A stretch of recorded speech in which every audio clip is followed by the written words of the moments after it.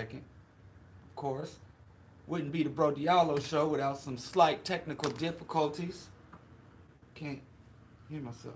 I hope y'all can hear me because I can't hear myself.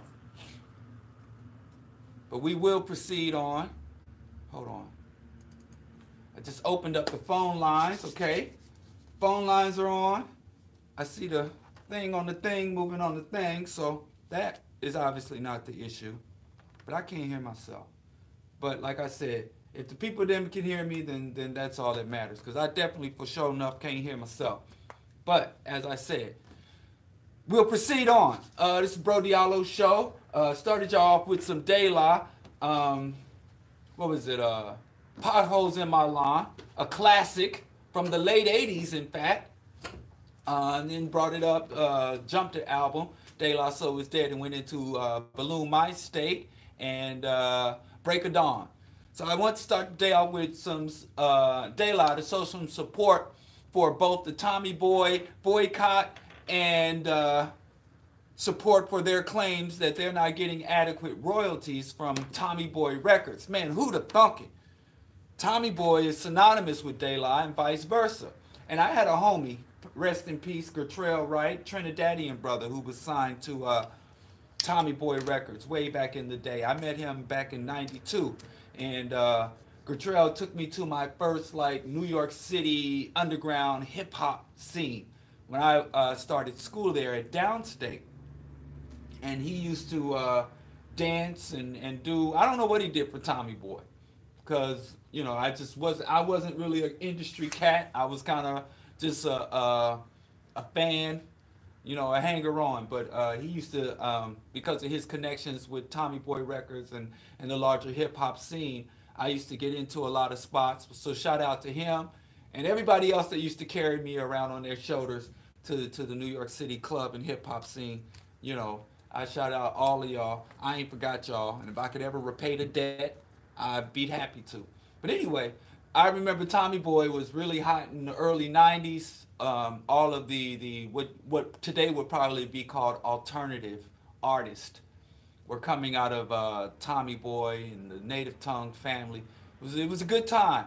I'm really sad to hear that De La didn't get their compensation. Sad, but not surprised at all in the least, one little bit, because that's the history of the entire hip-hop industry. I remember just last year, also Poor Righteous Teachers, Wise Intelligent, was also saying Priority Records or Sony Records was juking them out of there. But I mean, we ain't even got it. We can go back to Muddy Waters and all the other artists, Eartha Kitt, Nina Simone. I mean, the janky ass record industry been raping and exploiting black talent and failing to compensate black artists and artistry since, you know, the founding of the phone, since black folks were singing into phonographs. But I digress. One thing I was curious about, and Del Jones talked about this, because I know De La didn't carry that energy, or Poor Righteous Teachers, but many artists like NWA, Bust Down. I don't know why Bust Down always comes to mind, but many of the so-called gangster rappers, and it wasn't just gangster rappers. Apparently, there were bona fide gangsters, Cash Money Records, bona fide gangsters who had many of these same issues with their labels, and they were out here gun toting, gun clapping, and gang banging and set tripping. But I never ever heard. I'm not saying it didn't happen. I'm just saying it didn't hit the news. I never heard of one of these record execs getting rolled down on. You know, I remember in the '90s there was a big issue with bootlegs. You kids and with your streamings and stuff, y'all didn't know we used to have to get, you know, devices. We would have to purchase CDs, cassette tapes, mixtapes of the music. And I remember every Tuesday was the record day when the new albums would come out. And I had this black-owned record store on Flatbush. It's long gone now, but it was a older black woman and her son. And I would always go there first, support black businesses. I would go there first to buy my records. And, you know, there was an issue with bootlegging. And my policy was, if I really respected an artist, I would not purchase a bootleg. If I really, really respected an artist, then I was more than happy. So, you know, I got tons of Gil Scott Heron records and CDs and Poor Righteous Teachers and Boogie Now Productions and later KRS-One when he went solo. I have all of that. And I, you know, I ain't got the receipts, but I got the evidence that I purchased it from a reputable distributor. But if I wasn't so big of a fan, if I wasn't really, you know, respecting so much the artist or the art form, I'd cop a bootleg, you know. And the African Brothers on 125th Street, they had the stuff before the artist put it out. It's like they, you know, went into the future. They had all the new stuff. And I'd get bootleg because I'd buy the bootleg movies. And every now and then I'd buy me some bootleg CDs of artists that, like I said, not that I disrespected them personally, but I mean, I just didn't have that, I didn't put that obligation upon myself. I'm not going to list the artists because I ain't trying to offend anybody. And in the 90s, there was this big backlash against the bootleggers. And rappers were coming out with not just songs. Remember that song, if you bootleg, you get your leg broke. If you bootleg, you get your leg broke.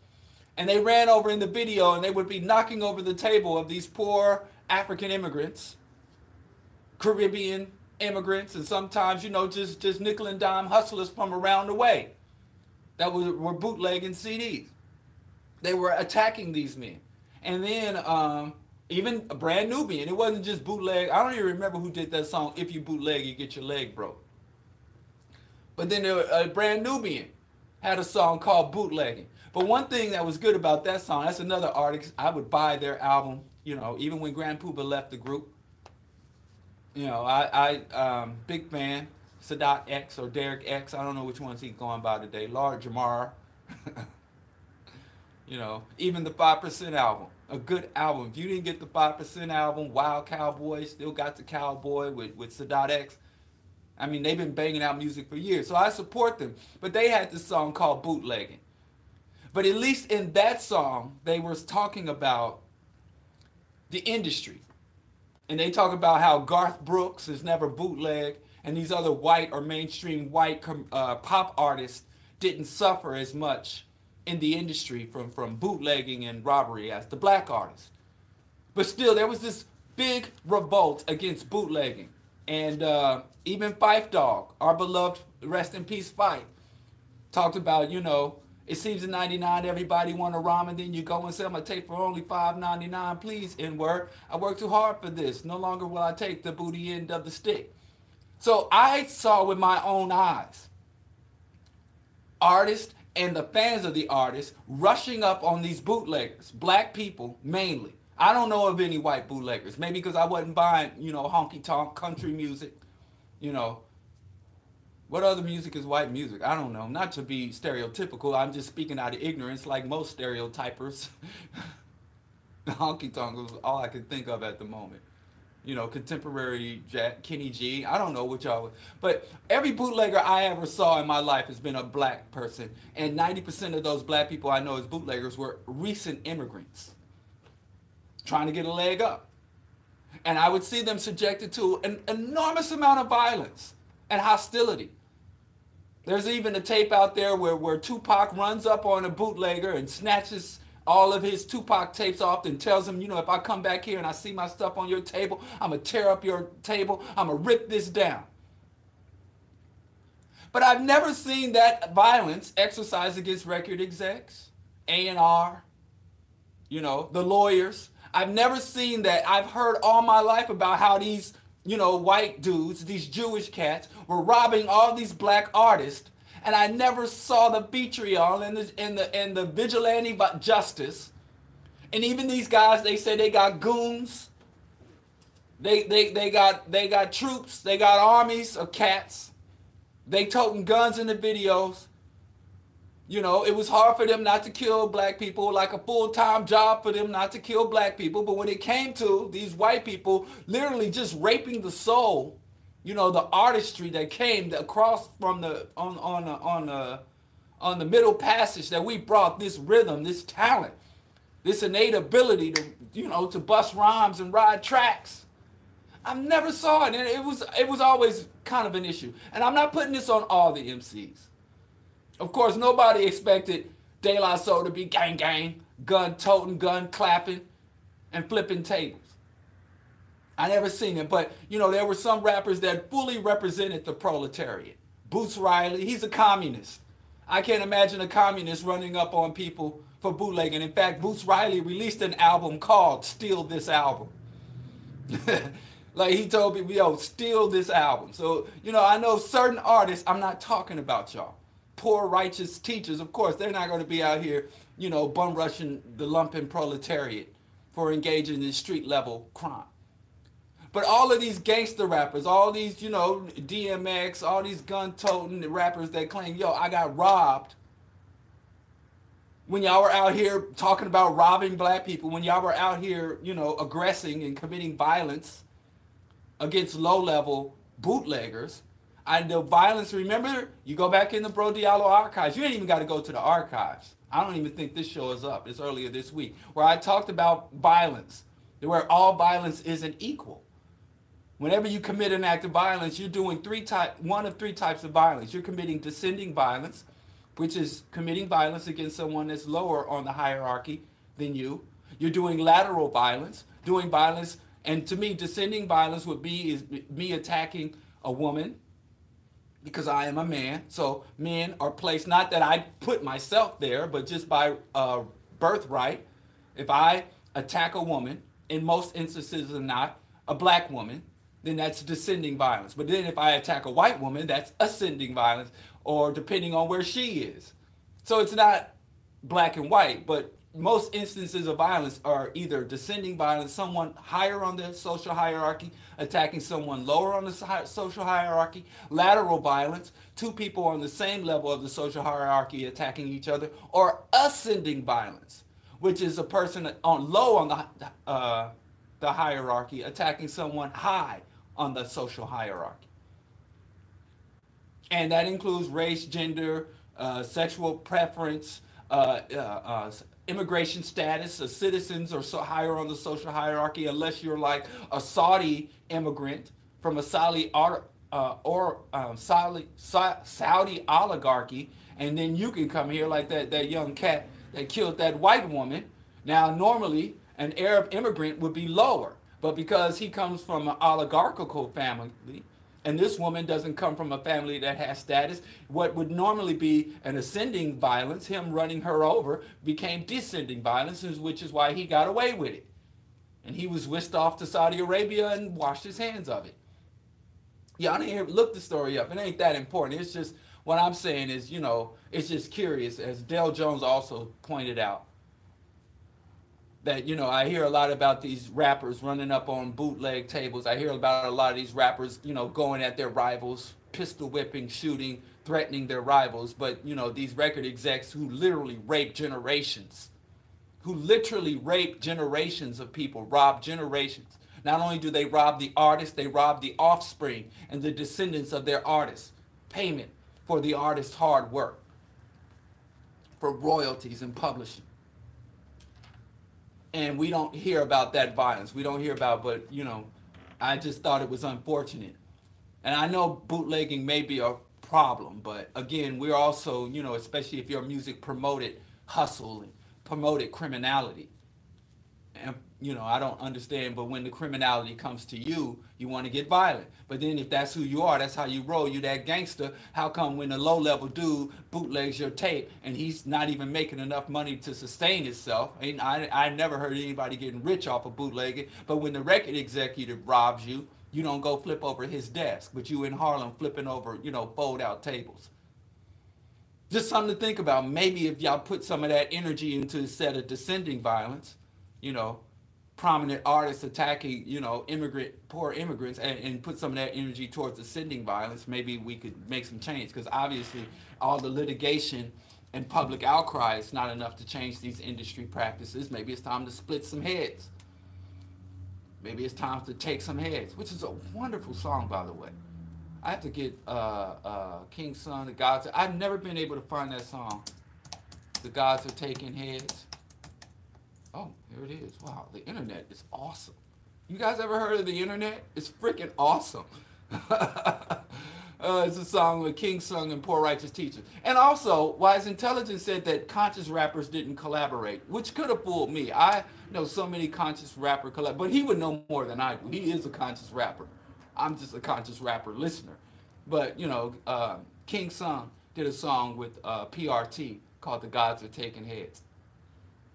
It's a wonderful song. Back in 1990. Old folk music. Yeah, you don't know nothing about that right there. Anyway, moving on. Progressing on.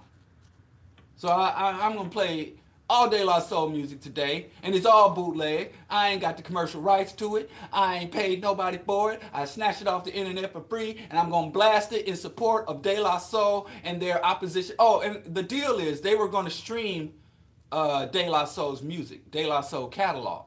And Tommy Boy Records was going to get 90% of the revenues, while De La Soul, the group, only got Posse, Dubby, Macy. That's De La Soul, and they were only going to get 10%. So it's a mess. It's a hot Euro mess. Hot Euro mess. But anyway, they said boycott Tommy Boy Records. So that's my middle finger to Tommy Boy, and that's my black fist to De La Soul. I hope y'all get y'all money, black man. But the rest of you gangster rappers, you gun clappers, you know, you drill rappers, they got goons all around in your videos waving texts and Uzis. You know, how about y'all go? I don't want to hear y'all complain. But I continue to digress. Moving on. Valencia P. Love, the woman who bailed out R. Kelly. A little bit more information, of course, is coming out about her. I think her life is going to get a little bit more unpleasant and complicated, as it should. But if you follow the Uppity Negress website and the Uppity Negress podcast, they've had some people come on there and reveal that this woman is an abuser and has predatory tendencies herself. So, boy, birds of a feather. And her adopted sister said that she has harassed, hounded her, and even drove her to leave town. And that she came into millions of dollars because of a lawsuit that went in her favor. It is reported that Miss Love, who owns a Christian daycare center, and I'm sure she's a good Christian, putting mad paper up in the church, and owns Love on the Blue restaurant. Like I said, I fully support people exposing and even go protesting at her restaurant, but stay clear of the child care center. Maybe you can express your, you know, just in a way that doesn't traumatize or get the children caught up in the middle of the mess. Because, you know, even though she's a scummy person, the babies shouldn't have to suffer at her daycare center. But I digress. And apparently, she had a favorable lawsuit, and she's came into over $1 million, and she's been able to flip that and become black excellence, evidence of black excellence. That's why I say it ain't pro-blackness, it's pro-whackness. Just having money, just being quote-unquote successful in the capitalist economy should not be enough for us to give you praise. You know, it's got to be, you got to add on, you got to build on that. So support conscious black businesses. Support revolutionary, communal, something you got to add on.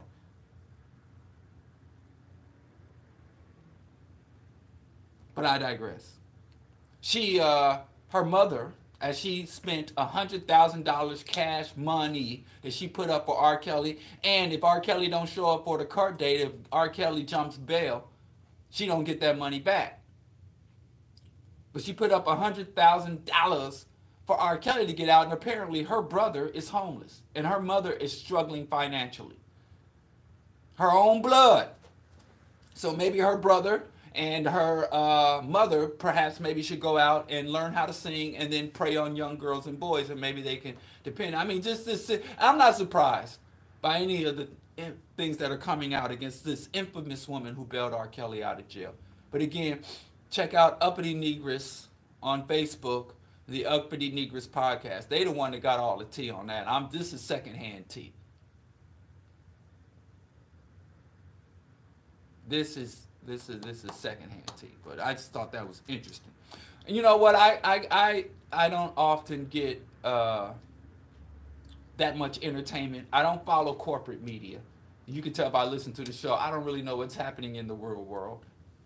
I live in my own little revolutionary fantasy land. But I was watching CNN for like three and a half hours straight, checking out the Cohen testimony. Now, one thing about the Cohen testimony is he ain't said nothing. I mean, I should call that the no S-H asterisk T, the no crap Sherlock or Captain Obvious testimony. He ain't said Donald Trump is a racist. Oh, well, big surprise. He said Donald Trump is most definitely a racist. Donald Trump has been charged with rape. Donald Trump is an obvious, unapologetic racist. And the only thing that really upsets a racist is being called a racist. But anyway, Donald Trump is a racist. He said that. Donald Trump is a crook and a con man. He said that. Donald Trump is not suitable and not up to the challenge of being the president of the United States. Whoop-de-doo. Whoop-de-doo. Ain't surprised about none of that. He didn't say nothing new, but one thing he actually did do is he brought the receipts. He was able to confirm many of these accusations and speculatizations. So, Donald Trump was out of Dodge. Donald Trump, that's probably what I would do too. If one of my homies, if King Diallo went to speak to Congress, if my homie Rip T. Terrence went to speak to Congress about me, dudes I've been running the streets with, I've been running the streets with Dita since I got to Chicago. So he got my Chicago dirt. I was running the streets of Kansas City way back in the 80s with Terrence. So if one of my homies that I rode with for 10 years that been pulling capers with me, wanted to pull a Tekashi. Is that what we calling snitching now? Can we start calling snitching, doing the Tekashi? If one of my homies tried to Tekashi me, I'd probably get out of Dodge too for the weekend. I'd make up something like, baby, I got to go meet with a foreign dictator. I'll be back in a week. So Trump got out of town for the most unnecessary, most redundant, biggest waste of resources to go meet with somebody. And like I said Wednesday, before I even heard the testimony, I said, the negotiations that they could have sent low-level dignitaries to hash this stuff out. This was no need for a presidential summit. But like I said, I understand Trump. I feel you, Trump. Fortunately, I got two things going for me. I ain't never done no dirt to the scale that I could get snitched out like that. And I just have faith that my homies would never go sit on Congress. They just doing 3 years. You didn't even get a nickel. You didn't even have to do a nickel. You could do that time on your head. That's what the OGs used to say. Like, man, I do that time standing on my head. That ain't no kind of time. 3 years? But anyway, Cohen pulled a Tekashi, or did Tekashi pull a Cohen? I don't know which one. But anyway, I understand. Like I said, if King Dita was going to Congress to testify against me, I'd be like, man, let me get out of town. I ain't got money to go to Vietnam, but I could drive to Kansas City for a weekend. Go hang out, eat some Blue Nile Ethiopian. Go to my old neighborhood, my old projects. It's still there. It's still standing. Go to East Hills Village and reminisce. Keep my head down until after it was over. So Trump, that's one good thing. Cohen got Trump out. He didn't tell us nothing new. He gave us some evidence, but there's already enough evidence. He just he stacked it on top of all the other evidence, because his evidence that Trump is a racist, Trump's own words.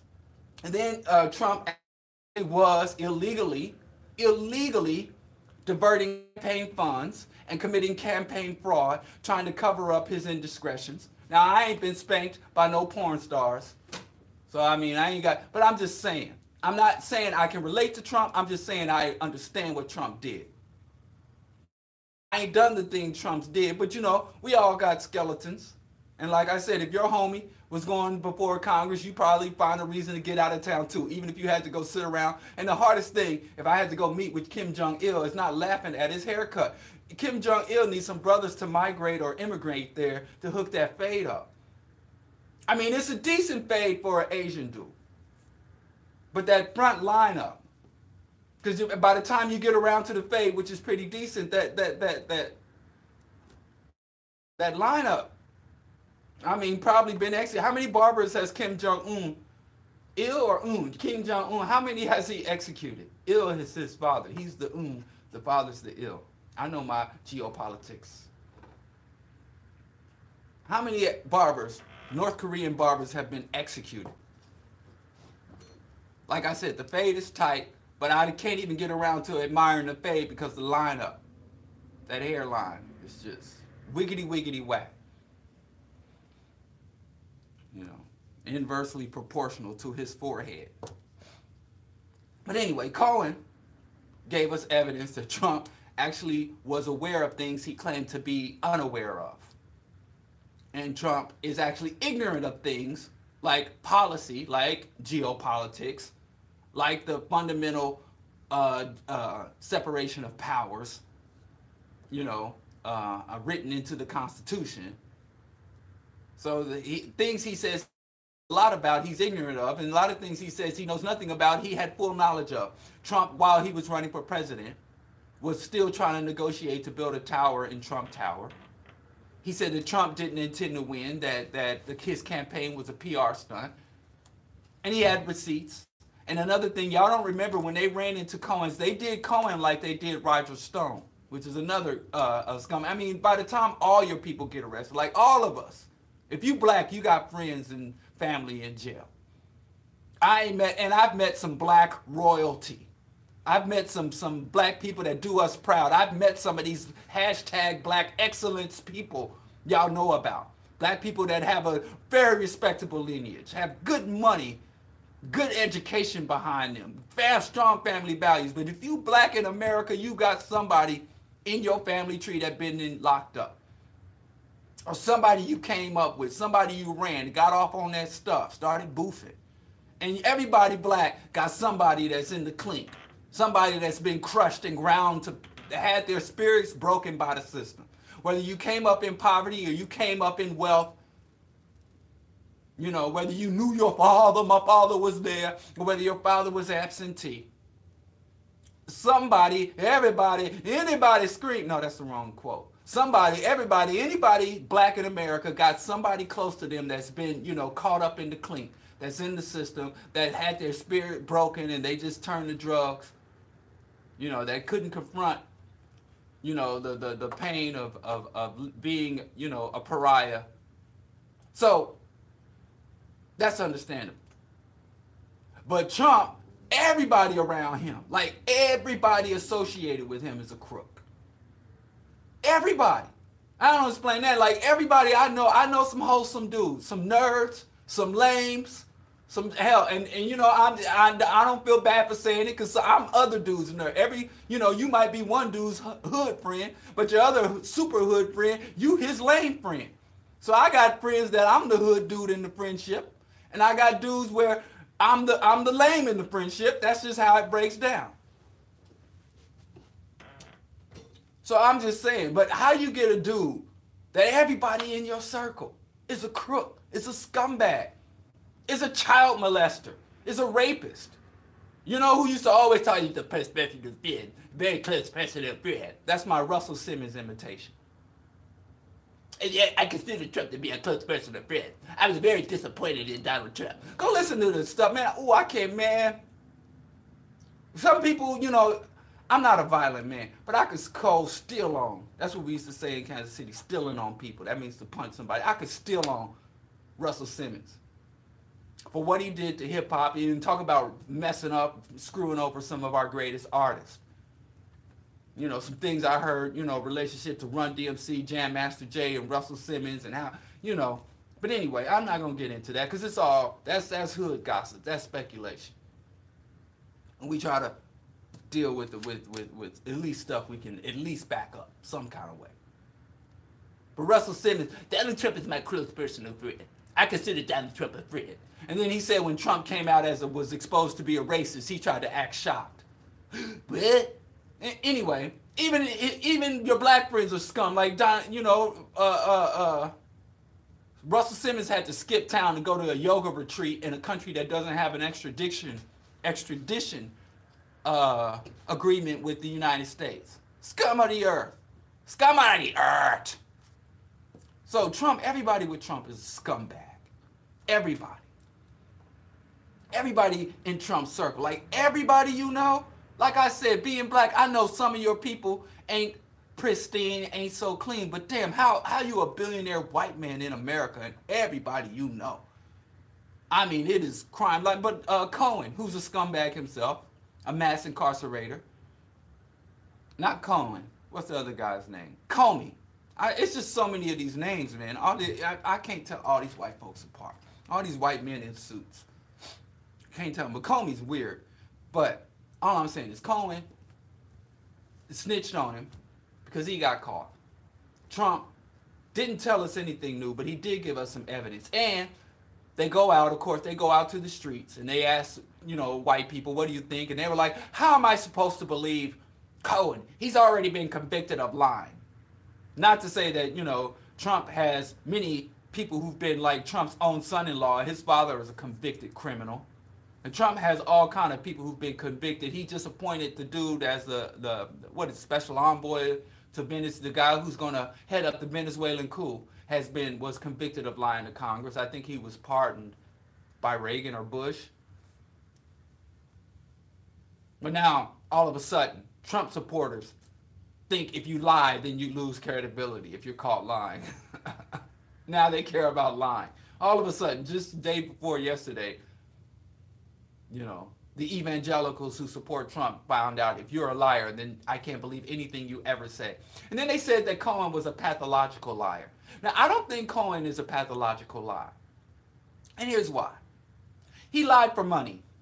Pathological liars, as far as I know, they lie for free. They lie instinctually. Now, every lie that Cohen told was made sense to me because it was consistent with his agenda. Now, he had a criminal agenda. He had a self-serving agenda. But pathological liars tell absolutely unnecessary lies that serve absolutely no purpose. Not even for humor. They don't tell lies and jokes for tricks. They tell lies because they're incapable of telling the truth. And there is no pattern or rational line to their lies. They just create webs of lies and lies on top of lies that span years, that span across decades. To the point where, and also, pathological liars often convince themselves that their lies are the truth. Now, I don't see evidence that Cohen is a pathological liar. Cohen isn't absolutely a liar, but he's pretty much an opportunistic liar. He's a parasitic liar, meaning he will tell a lie if it serves his interest to tell that lie. But the thing about opportunists, they will turn around and tell the truth when it also serves their interest to tell the truth. And I think that's the situation. Like if Cohen hadn't been caught, like he said, his father was a Holocaust survivor. He's a descendant of Holocaust survivors. And so he cut ties with Trump because Trump was a racist. And Trump is supported by and has returned support to neo-Nazis. Therefore, as a Holocaust survivor, out of respect for my heritage, but that's all. Now, that was a lie. But that was a self-serving lie. That was not a pathological lie because he wanted to make the American public and the Congressional Oversight Committee sympathetic to his plight. And he wanted to support his factual assertion that Trump is a racist. But the only reason he's telling on Trump is because he got caught. Michael Avenatti and Stormy Daniels set into motion a series of unfortunate events that led to him getting caught up in the clink. Because he did the payoffs and Stormy Daniels kept the receipts. He also hired some goons to go at Stormy Daniels and threaten her directly, apparently, because we've never found the goon. But she said that somebody came up to her and was like, we know where you live, we know about your family, you better keep your mouth shut. But that was never confirmed nor denied. Or it was denied, but it was never confirmed. But that's what fixers do. They try to pay you off. If you don't get the payoff, then they send in the goons.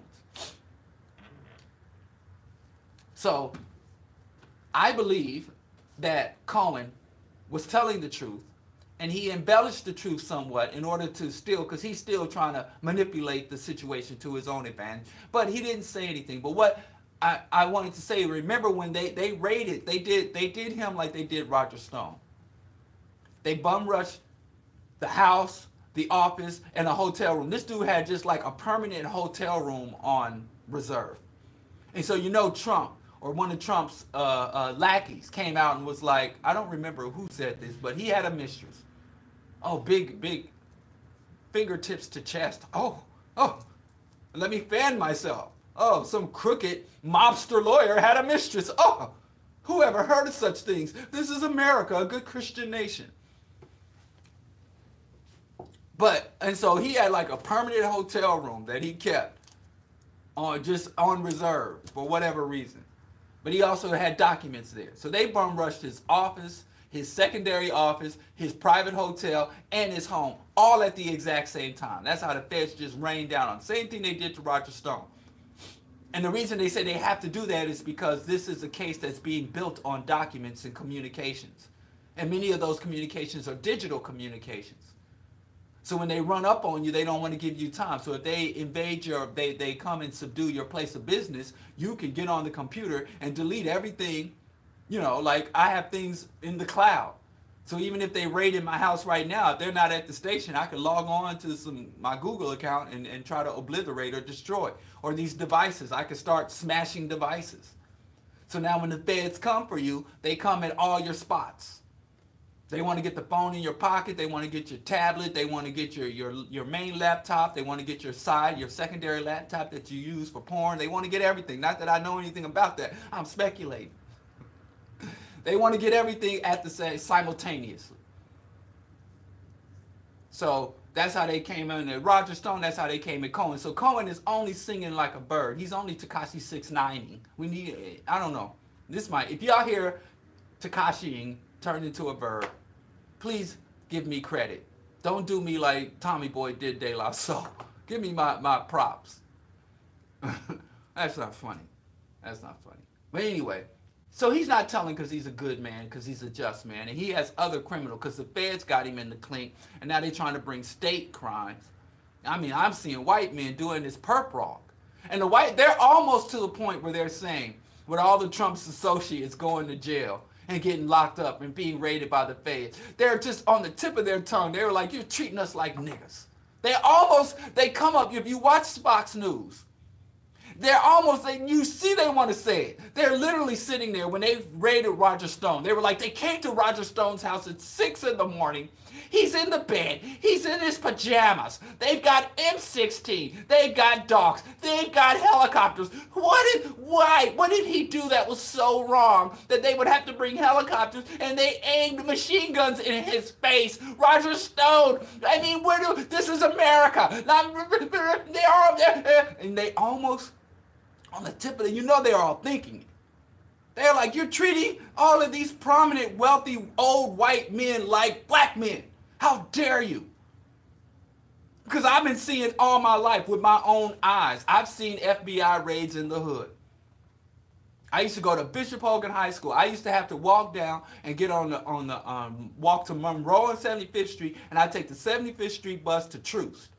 And I get on the Troost bus and take that all the way up to Gregory to get off. And on that ride from 75th Street and Troost down to Gregory and Troost, I more than once saw FBI raids, because on that run of Troost, now I'm talking way back in 88, 89, 90. So don't accuse me of dry snitching. I don't do that to Tekashi. I don't Tekashi, y'all. But I would see on that strip a lot of the grinders and hustlers that are now retired from my day. They used to have like a lot of hair salons, nail salons. Remember the Party Shack or the Party House?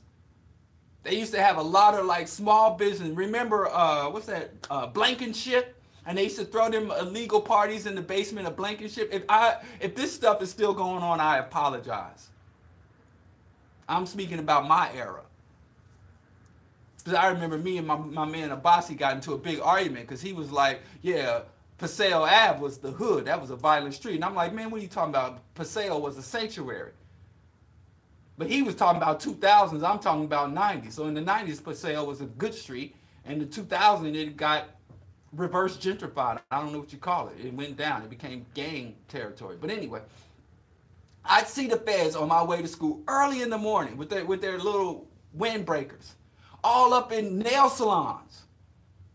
They kicking in nail salons because if they got a federal case against a hustler, a grinder, a hashtag Black Hood Excellence.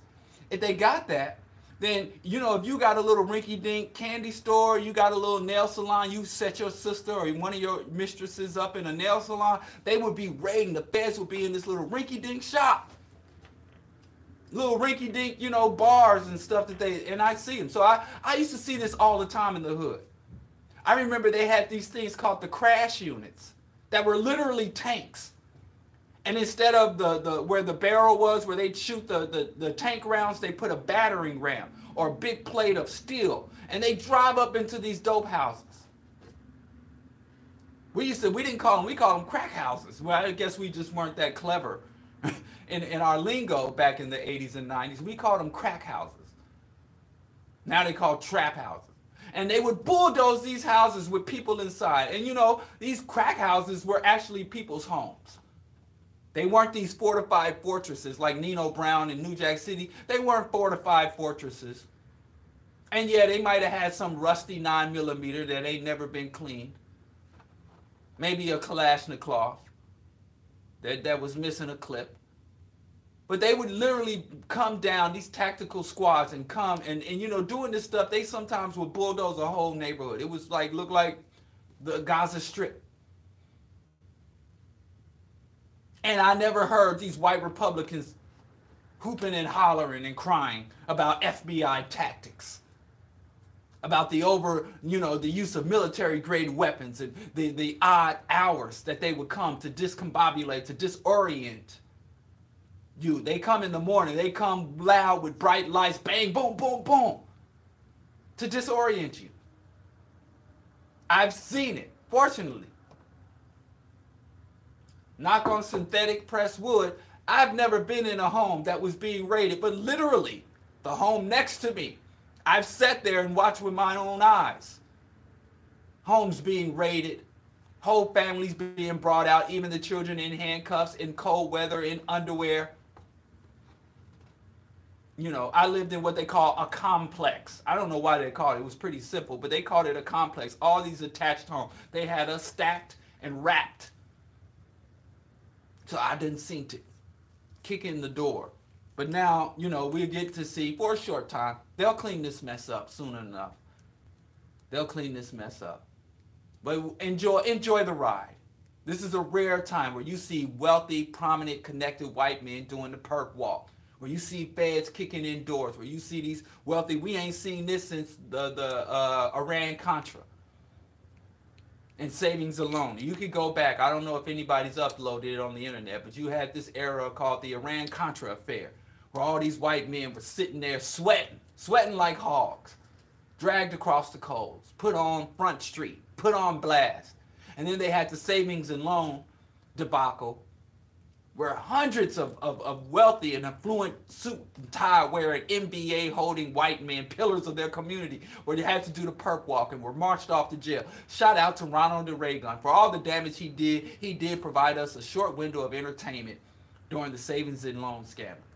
We were supposed to get that with Obama. When Obama came to office, he was supposed to lock up all these corrupt bankers, the people who were compiling all these toxic assets into bundles and overvaluing them and selling them off and duping investors, and caused the 2008 economic recession, the Great Recession, they're now calling it.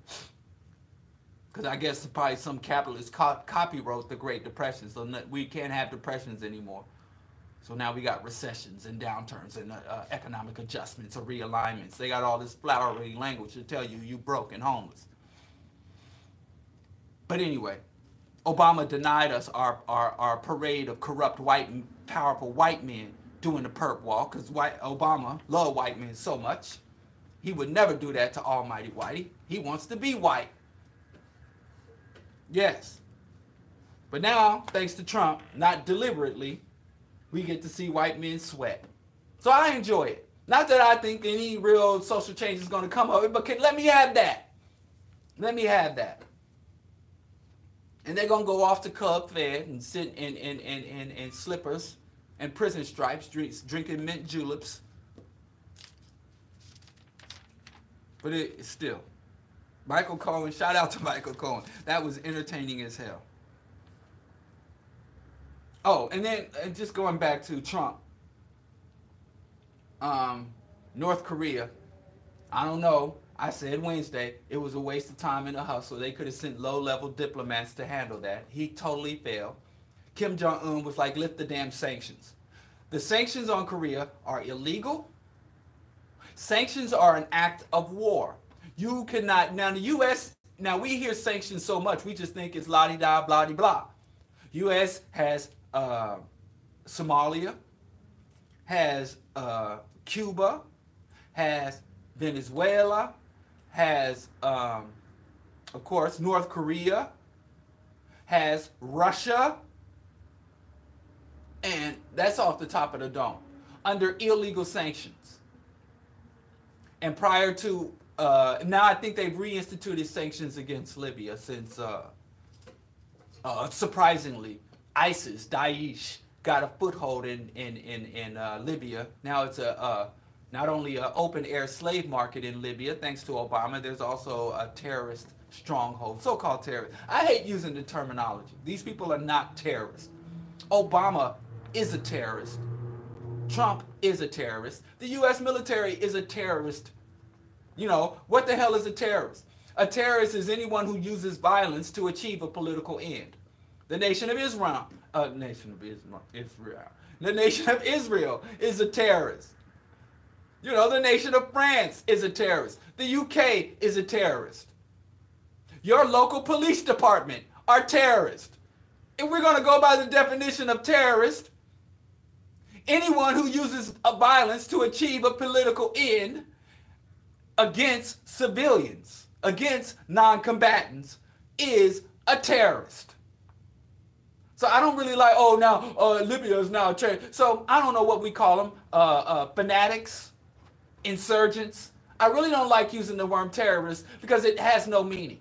Because the word terrorism and the war on terror, that's their propaganda. So I'm going to try to talk straight. Libya is now a haven for insane, violent Islamic fanatics. And it's an open-air slave market and an open-air free drug trafficking market. So I think they've reinstituted sanctions. But all I'm saying is sanctions are acts of terrorism. Sanctions are illegal. Now, if any nation, currently no nation has sanctions against the United States, even though the United States has engaged in bombing sovereign nations, overthrowing sovereign nations, illegally selling weapons to other nations that should not be receiving those weapons, because the United States is not supposed to sell weapons to nations that are using those weapons to attack civilian targets, like Israel. The United States is in open violation of the Geneva Accords, of UN treaties, of Native American treaties, of NAFTA, of the CAFTA. The United States is a rogue criminal nation that is out of alignment with criminal law and international law and criminal code, and that is even in violation to its own constitution.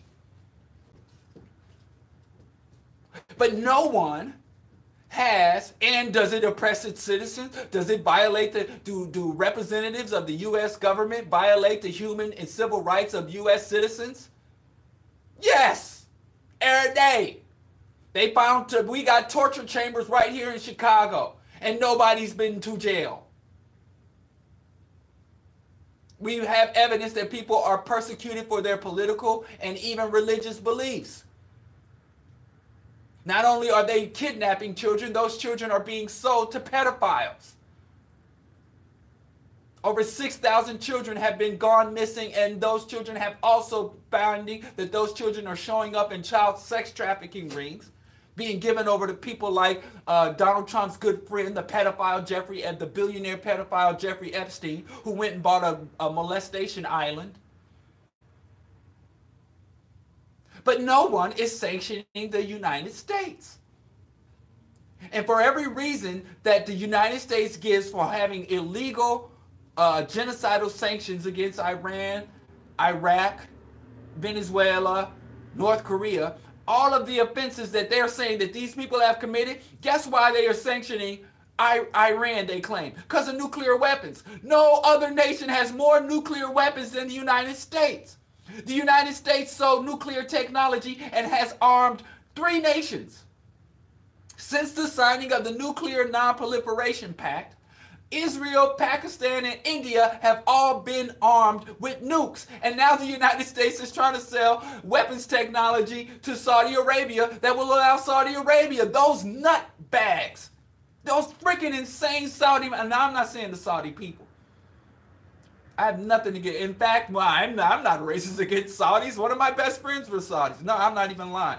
Shout out to Moshe Mala Muhammad. We fell out of contact since he moved to California. I think he dyed his hair blonde, bought some blue contacts, and became a surfer dude. But I had a guy. He taught me a lot about, you know, the nature of life, what's his name? Oh, Busta Rhymes came out with that song, Arab Money. Give me Arab money. Well, you know, not every Saudi Arabian is rich. But anyway, I digress. They about to arm Saudi Arabia with nukes. So the real nation that should be under sanctions should be the United States. But nobody sanctions the United States. Why? Because if you tried to sanction or blockade the United States, there would be a war. Because sanctioning is an act of war. The United States is carrying out dozens of undeclared illegal wars. Every U.S. president since FDR, Franklin Delano Roosevelt, just about it, and I can't think of one that shouldn't be. There might be 1 or 2, but every single president since Roosevelt left office, and that's including Harry Truman on down up to Obama and Trump, should be in prison. Because every single one of them has been in open violation of international laws, international codes, and international treaties, and international norms. This is United States is a rogue criminal nation. And okay, I'm a crazy black man militant. Go to the greatest scholars in it. Go to Chalmers Johnson. Go to Noam Chomsky. But hey, you might even think, hey, those are crazy leftists. Chalmers Johnson was a right-winger. He was a hyper-conservative. He was a cold warrior. He fought against the communists. And he helped America stop the spread of communism. So those, if you don't like Noam, read. And what's that other guy, racist? Newt Gingrich. And who's the other guy? Some other racist. Some of the racist white men are coming and be like, yeah, I love being racist to our homegrown N-words. I love being here and being racist, but we don't need to go. We got enough blacks and Arabs and queers to discriminate against in America. So you got a lot of conservatives who are coming out against the U.S. imperialism and U.S. imperial policies. A lot of the libertarian racist. A lot of the right-wing conservative isolationist racist. I can't remember that guy's name. I can see his face in my head. Oh, squinty face. Oh, I could punch him too. What's that dude's name? He wrote America's Not an Empire. I can't remember his name. I'm not even going to try it. But wait, I have to. R-E. I just can't now because my head is hurting. Oh, yeah. Pat Buchanan. Ugh. I don't want to throw up on his microphone. Even Pat Buchanan. He wrote a book called A Republic, Not an Empire. Reclaiming America's Destiny. Now, I didn't want to put no money in this scumbag's pocket, but I really wanted to read what this right-wing fascist had to say about the U.S. empire. And now, a white man says, now, Pat Buchanan called America an empire. And people are like, whoa, America's an empire. Now, black people have been calling America an empire since Garvey. Since the 19-teens, since it became legal for us to read. We've been saying and reading and writing that America's an empire. But anyway, oh, great. I had put this book on reserve. This book was really popular when it came out. I had put the book on reserve at the library, and it just was on reserve for so long. By the time the book came up, I had forgotten about it. But now I see that I have a free PDF. But anyway, there's a lot of white-wing racist conservatives that says America has enough homegrown people, you know, Muslims, blacks, gays, poor people. We have enough people where we can get off all of our hate, all of our discrimination, all of our oppression. We can just do it homegrown. We ain't got to go overseas to kill foreign blacks and gays. Leave them to their own oligarchs. The people that want to withdraw the empire. It's a rogue nation. Empires are illegal. There's never been a legal or just or righteous or pro-democracy empire. And all empires crumble and fall. I just had a stupid black man. I hate stupid. I don't know. I'm an idiot magnet. So many people, and I don't mind idiots, that if you just want to sit in the corner and drool, I have no problem with you. But there's a lot of ignorant idiots who really think they're onto something. They really think they're slick and really think they're bright. And they love to come to me to shoot their little shots and do their little jacks. And I don't have the self-discipline and good sense to ignore these idiots. But I had some black idiot come to me talking about how black people need to get in what he calls the game. And what he calls the game is imperialism, resource theft, resource rape, ecocide, capitalism. Black people, we need to do what white folks do. And I'm like, it's not even working for white folks. And I'm like, why are you here talking to me? Go do it. And he's like, this is the way of the world. This is the way of mankind. As if the world the white man set up is the only way that you can be. Because this guy doesn't have an imagination to see beyond the world constructed and overseen by a brutal, psychopathic Urugu, Iceman's inheritance, mass murderer, theft monger, warmonger. And he says, black people, we got to get in the game. As if it's a game. Why not just knock over the game and create a whole new game? Put whole new pieces. Because he don't have the vision or the drive to do it. And that's what I call aggressive integrationism.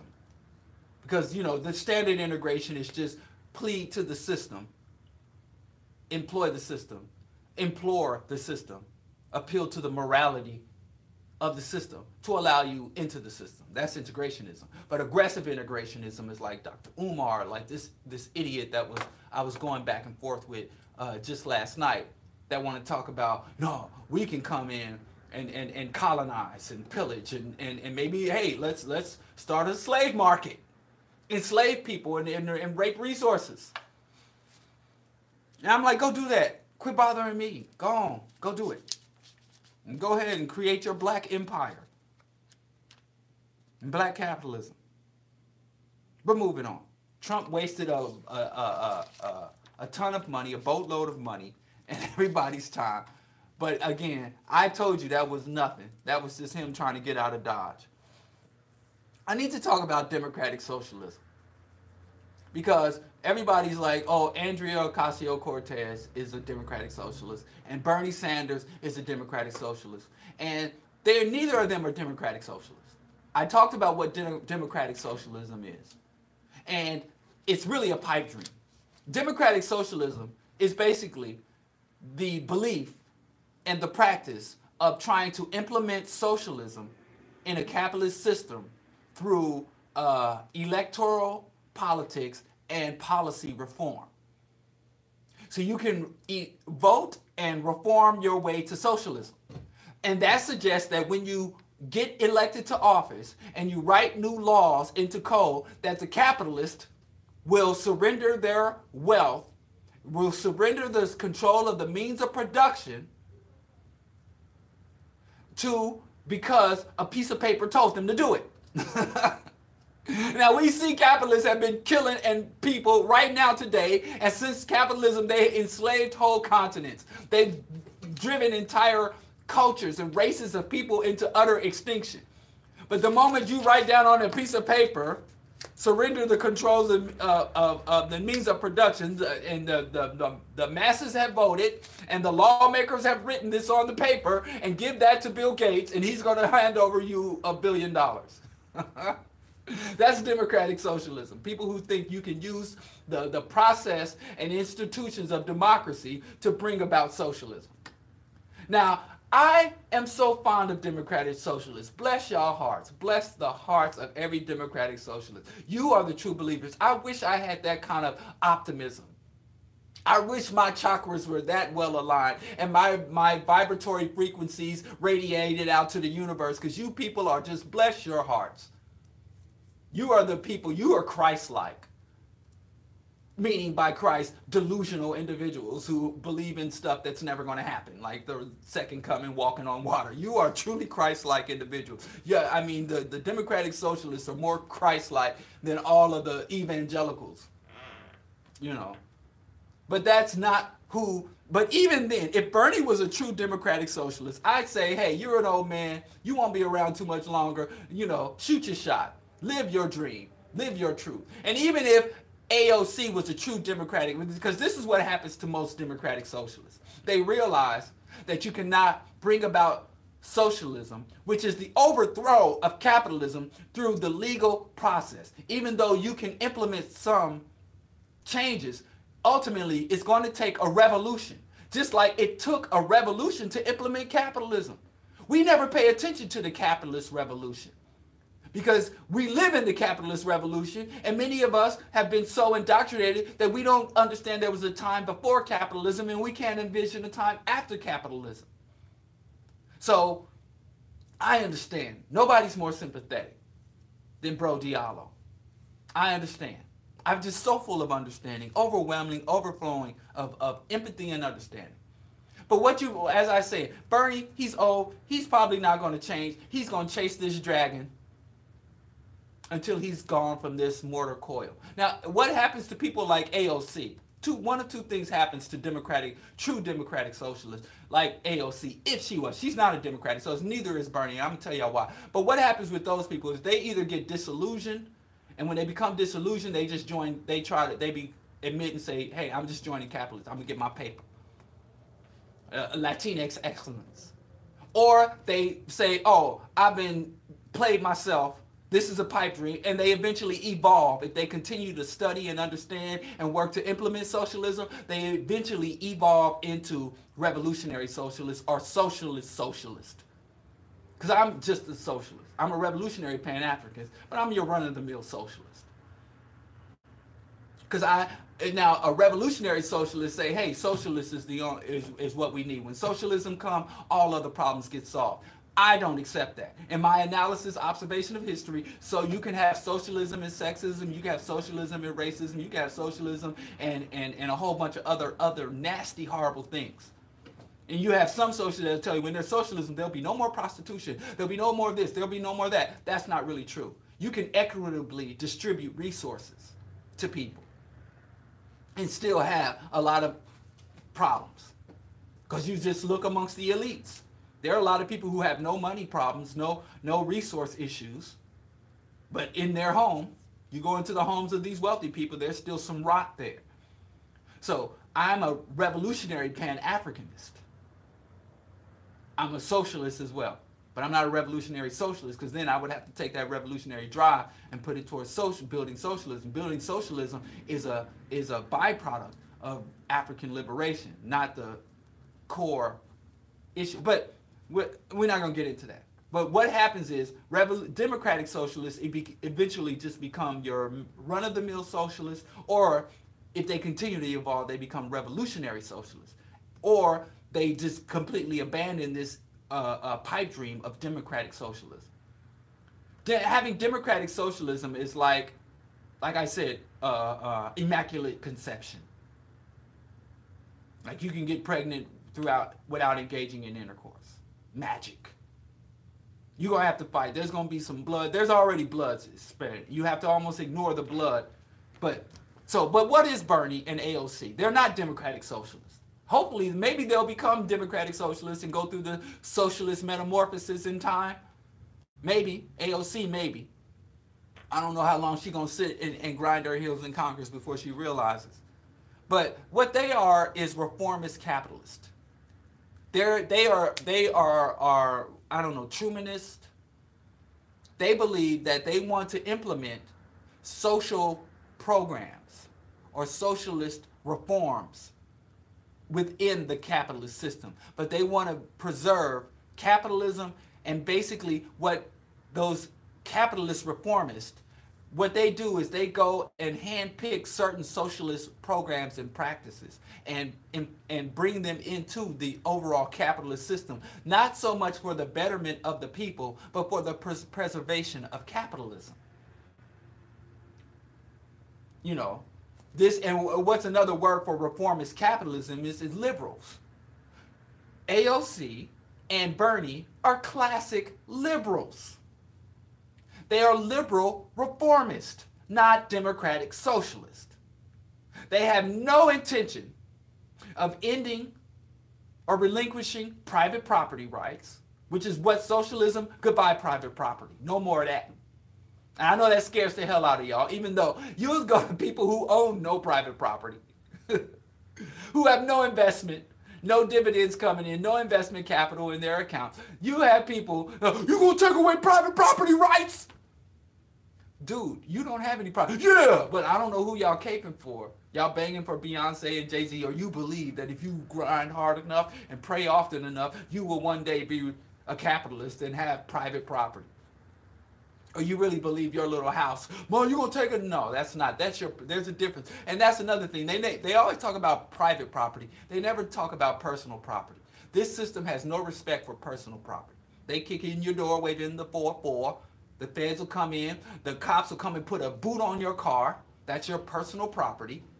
And you don't hear the people who love capitalism and love property rights. They don't say nothing about your car getting booted. They don't say nothing about all these evictions, throwing people's stuff on the streets. It's private property, investment property that goes away. Your personal property, not only do you get to keep it, it becomes more secure. But that's a whole nother discussion.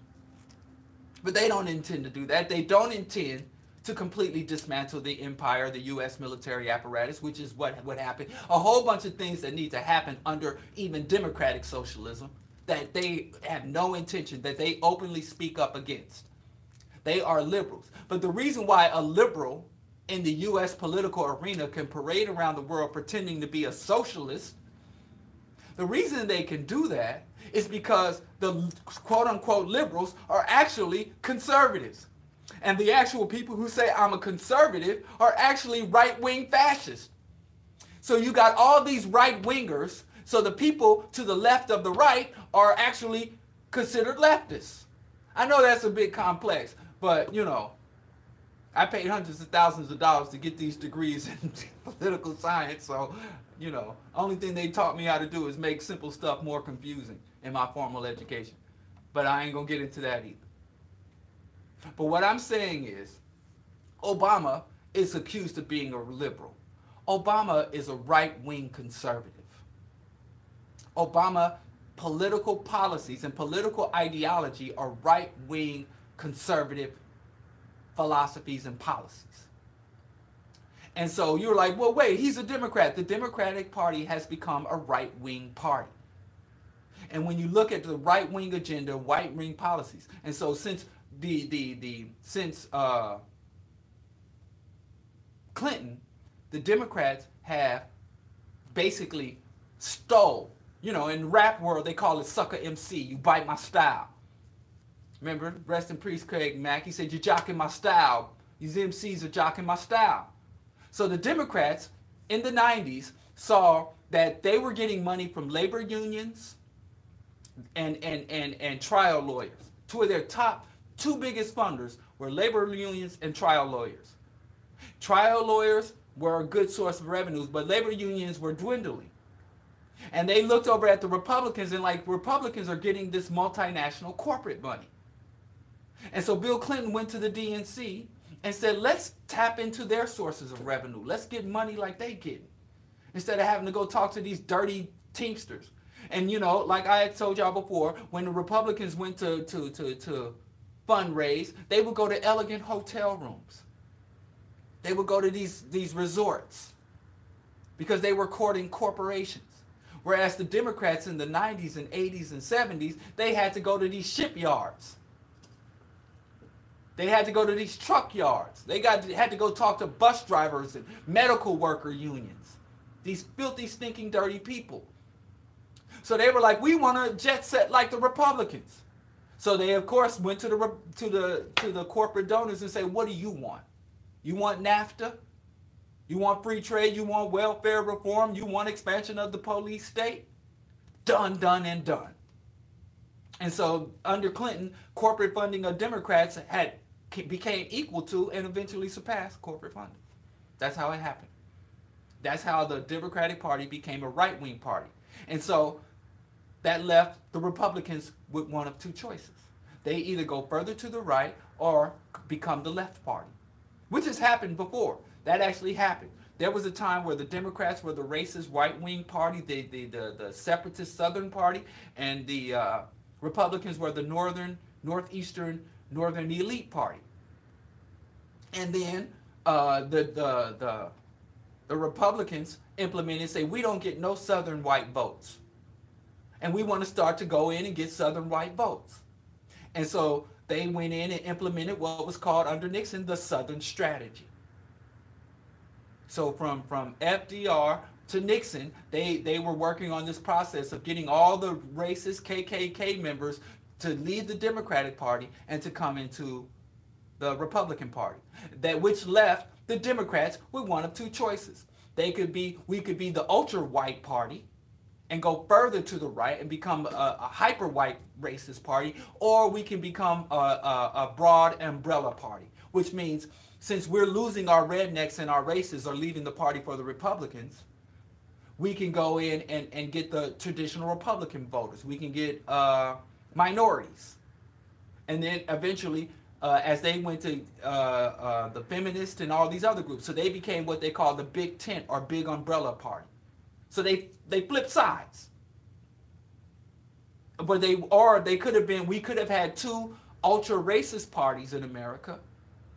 But instead of having two ultra overtly racist party, we had one racist party, and then the Democrats, which was the former racist party, since the Republicans took over their spot, sucker MC'd, the Democrats went the other direction. Now, it would have been great if that had happened when it came to funding, because that was a demographic shift. So now you have a funding shift.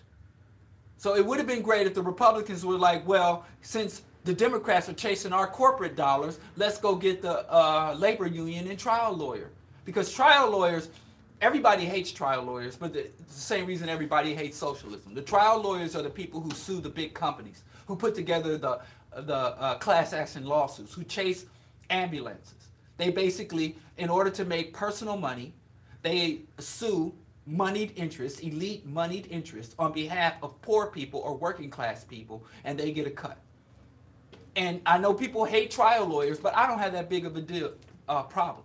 They sue insurance companies, they sue corporations. That's where the big money is. So if you wanted to hire one of these so-called sleazy lawyers to sue me, he'd tell you, I'm not going to pursue a case. That guy doesn't have anything. They'll tell you.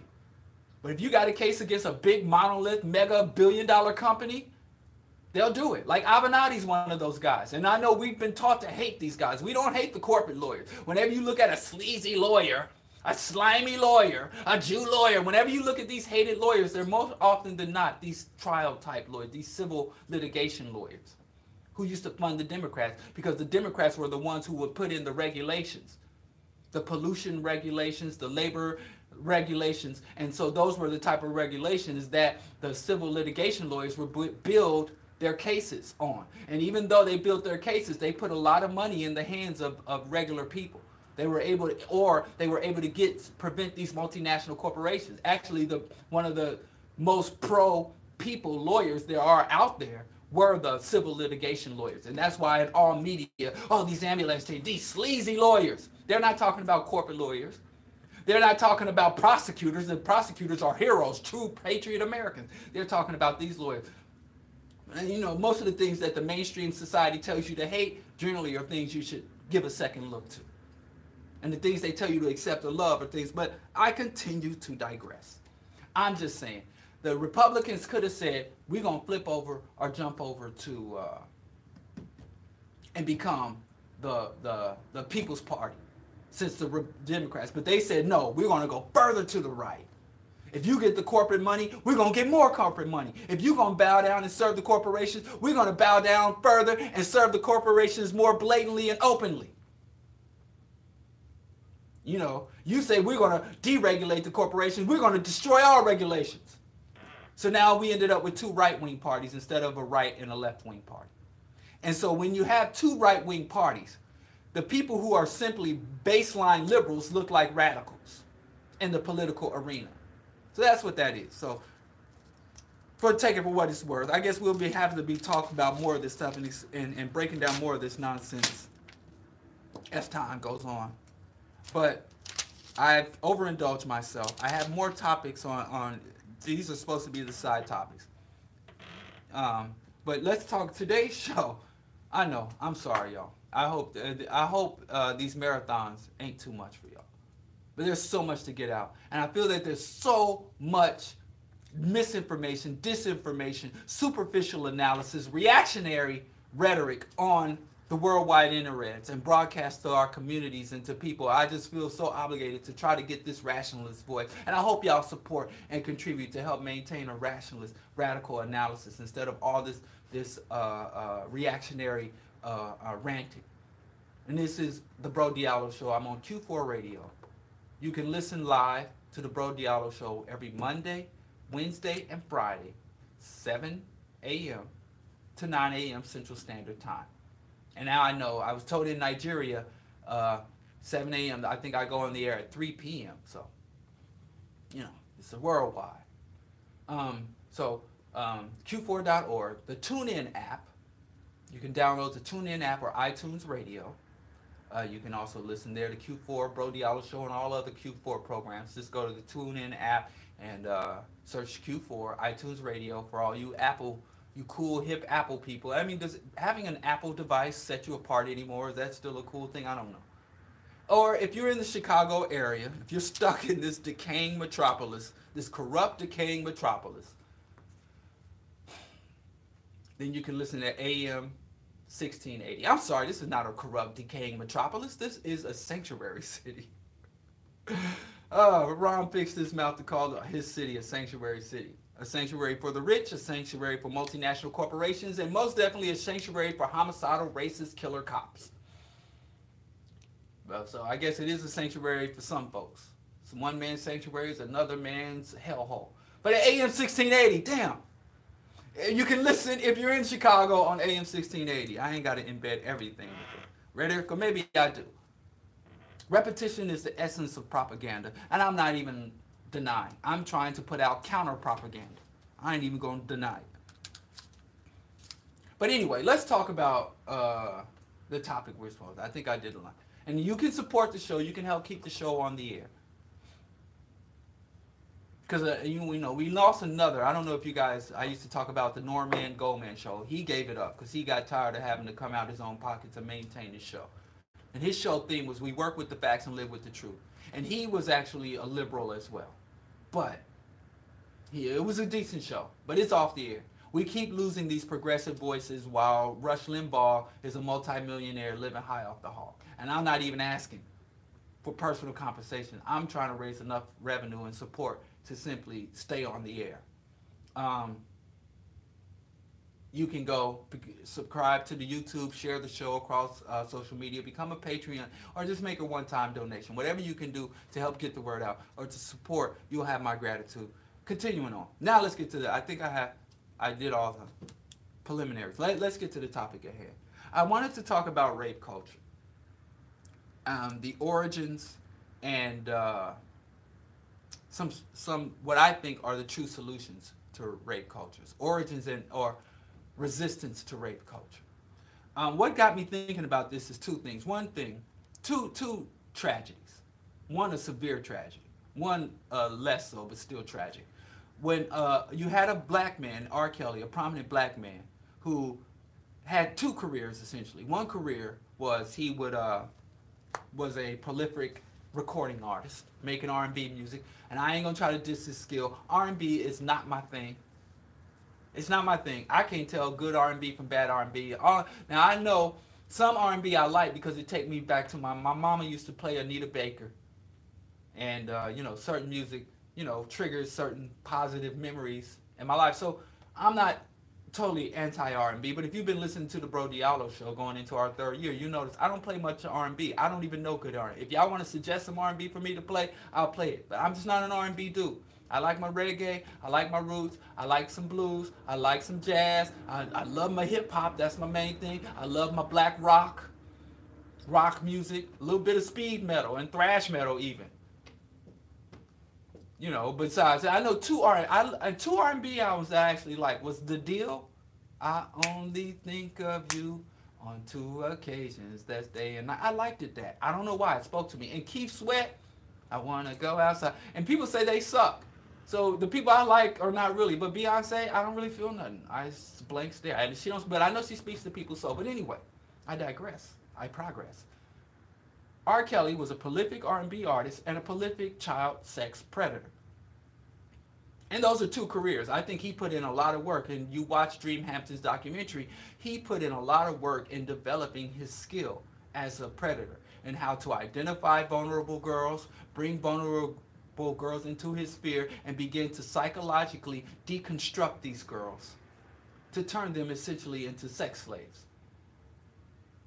So I think he put as much work in cultivating that skill as his music.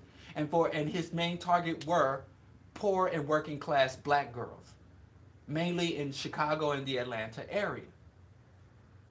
And so a man who has made a secondary career into committing such heinous act, a serial child rapist, to be bailed out by a black woman of means.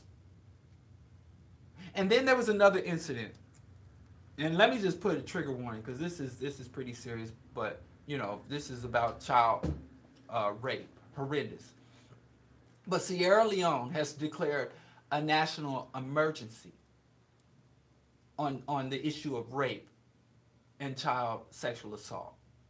And what brought it is there was a tragic story that has gone all over West Africa. It's a viral story. I don't think it's out here, but there was such a vicious rape of a 5-year-old girl who was, I believe they said her uncle sexually assaulted her. And it was so vicious and aggressive that it paralyzed this young girl.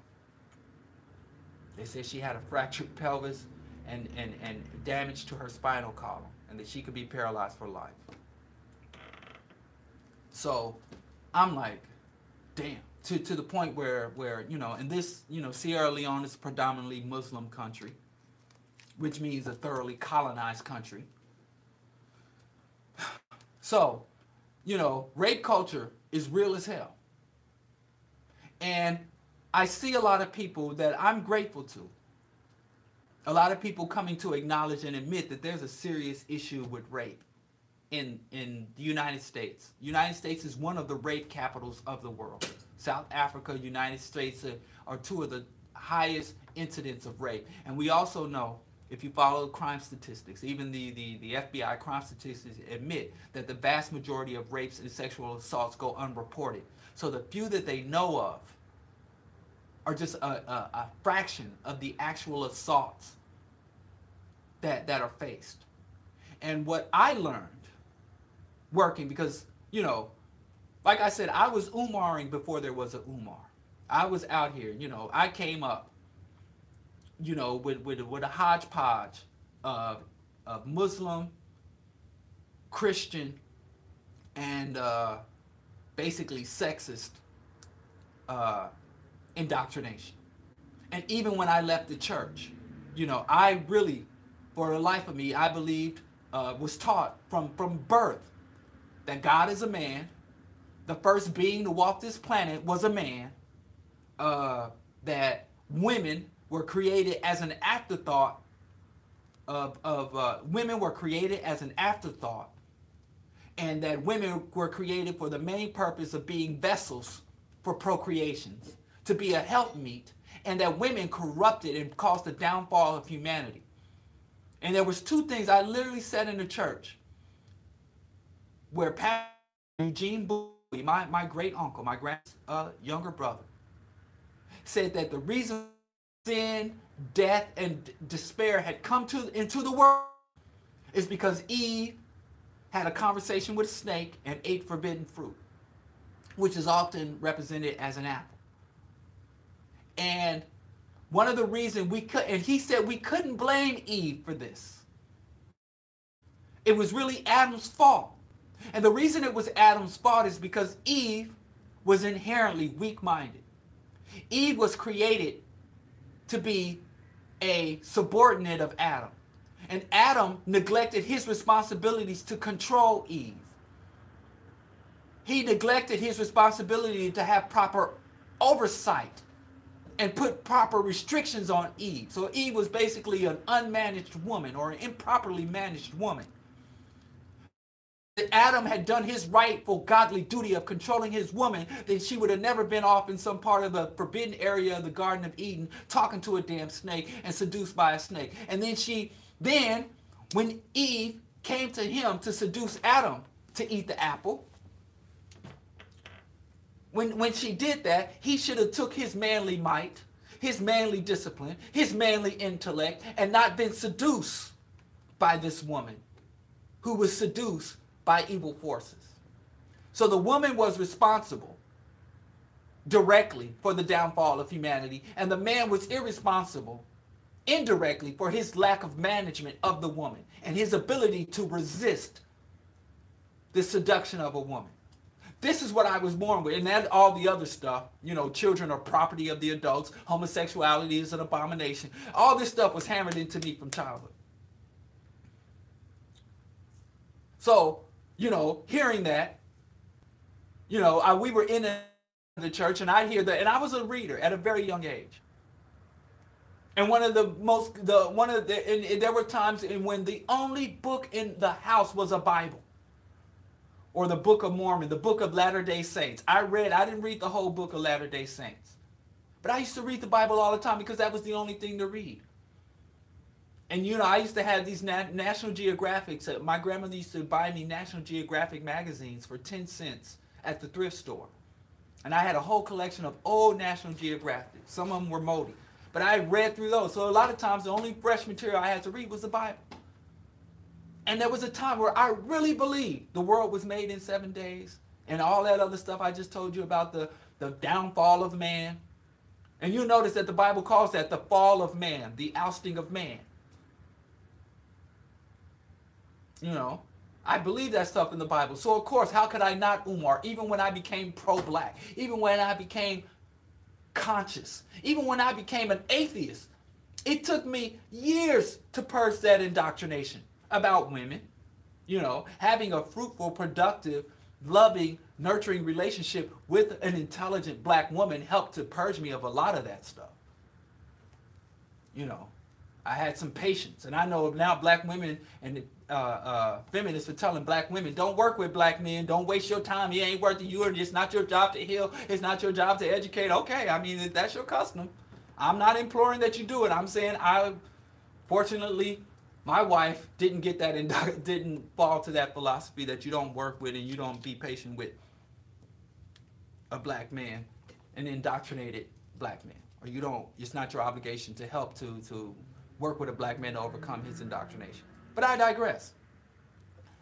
What I find, and I'm going to just hurry up and get to the point because I didn't use my time very wisely. I didn't manage my time very wisely. But the core of that is, I think it's so unfortunate that a lot of these people who are fighting rape culture, number one, they don't have an institutional analysis, and they don't struggle for institutional transformation. What I see a lot of these people who oppose rape culture, what I am finding is that they go for individual, person for person. You can lock up R. Kelly, and for every R. Kelly you lock up, there are literally thousands of predators out there who go under the radar. And there's, for every one predator, at least 3 to a dozen enablers who are in a position to stop this person's predation, to expose this person's predation, or to at least protect the child, and they fail to do so. Just allow it to happen. So this process of the legal process, finding them, getting treatment for the individual child and all of that, it's necessary. No, I'm not saying don't arrest, don't prosecute, don't convict, don't incarcerate, don't create the registered sex offenders list. I'm not talking for any of that. But all of that, just like everything in this society, becomes a for-profit industry. That's all they do. The U.S. capitalist system does not seek to solve problems. It seeks to profit from them. So they set up apparatus not to protect children, but to profit from the traumatization of children. The foster care system and all of the various agencies that make money, that generate profit from traumatized children. All of the agencies that generate profit from monitoring systems, the ankle bracelets, the food services, or monitoring registered sex offenders, of selling services to the prison system. Only thing they do is set up a profit driven. Name a problem. Remember the war on drugs? Drugs became more abundant, more potent, and easier to access, even though they generated trillions of dollars for local municipalities, for private companies, private printers, and money was made off the problem, and the problem is worse than ever. Remember the war on poverty. So now if we have a war on rape culture or a war on sexual predators, what do you think is going to happen? We're in the midst of the war on terror. And the terror was terrorism, and I hate using this term, but we already talked about what terrorism really is. But the war on terror, quote, air quote unquote, terrorism has spread from half a dozen countries to like 50 different countries. They caused the cancer to metastasize. And what it did was the war on terror justified U.S. terrorism being spread all over the globe. The U.S. is terrorizing everybody. So how are you going to go to the terrorists to protect you from terrorism? Now we're going to go to the rapists to protect us from rape culture. So it's really unfortunate that I see a lot of people working on this issue, trying to rescue and protect children, trying to bring rapists to justice, but they lack an institutional analysis. They don't have proper historical context. So they're doing this whack-a-mole thing. And they have to take these little we got R. Kelly locked up, and we celebrate that victory. And while we're at the victory party, children right across the street from the victory party of locking up R. Kelly are still being trafficked. There's an underage, a 13-year-old girl sold into prostitution right across the street from the R. Kelly victory party. That's not a victory. If anything, that could be used to bring greater awareness. But you have to attack these institutions. And a lot of women who work on this Mute R. Kelly campaign, where did R. Kelly come up in? The church. Where is R. Kelly most beloved? Amongst women in the church. I guarantee you, the woman who bailed R. Kelly out, runs a Christian daycare center. I think it's got Christ in the name. I don't really want to put this daycare center out because I really don't want anybody going there, because I think in their attempts to do the right thing, they could bring some disruption or harm to the children. But it's a Christian daycare center with Christian in the name. And how many parties, how many wedding receptions in the Christian church where they stepping in the name of love? How many young praise dancers dance to You Saved Me?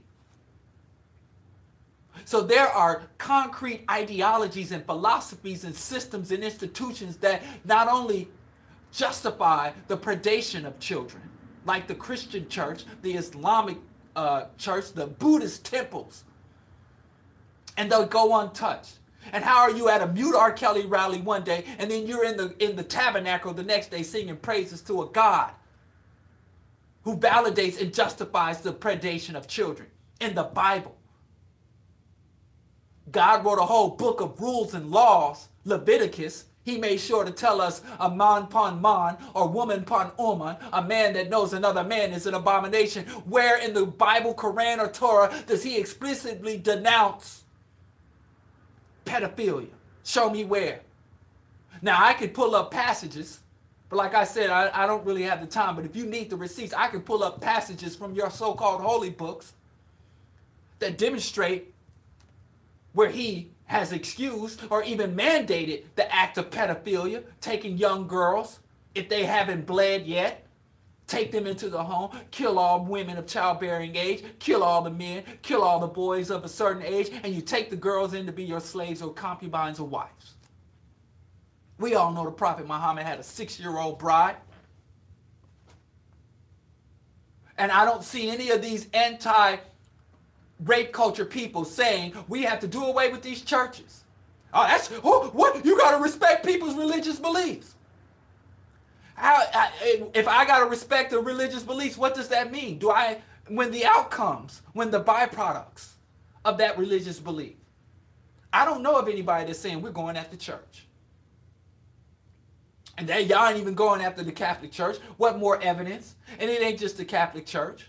The evangelical community has as much molestation and cover-up as the Catholic Church. These Islamic madrasas have as much child exploitation and rape of children by religious leaders as the Catholic Church.